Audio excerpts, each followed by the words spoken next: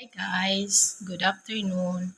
Ito yung tanghalian ko today guys. So, ayan, may kanin ako. Tapos, may lalaga akong okra, lady finger. Ayan. Ayan, nilaga ko lang siya. Kalalaga ko lang siya guys. Tapos, may tuyo din ako. Ayan. May tuyo din ako. Tira ko to kahapon guys. O, diba? Tapos, may sausawan din ako. Ayan, sausawan ko siya. Ano ito guys, kamates, sibuyas, tapos nilagyan ko siya ng sili. Ini-slice ko na yung sili, ayan. Ito sili, tapos nilagyan ko rin.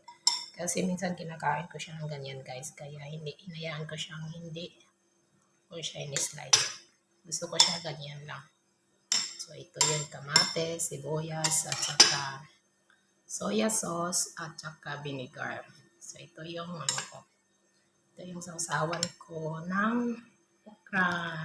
Isasawsaw ko siya ng ganon, ganyan siya guys. Tapos, ayun na. At tapos, mayroon ako ditong mangga. Ayan guys.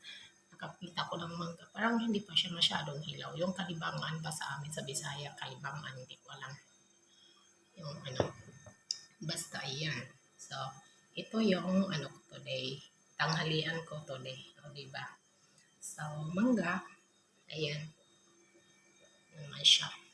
Hindi siya masyadong mahinog. Medyo maasim ba siya?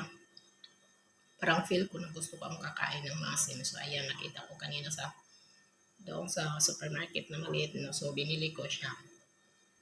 Tapos, yan.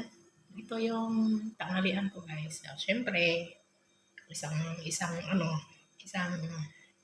platong kanin, syempre, alam ko yun, maubos ko pa yun. Or baka kulang ko pa yan, charot. Tapos yan, gustong gusto ko talaga yan guys. Tapos sa paborito ko yan, tapos dito, ayan. So, kain na tayo guys. Thank you for watching. Thank you. God bless you all.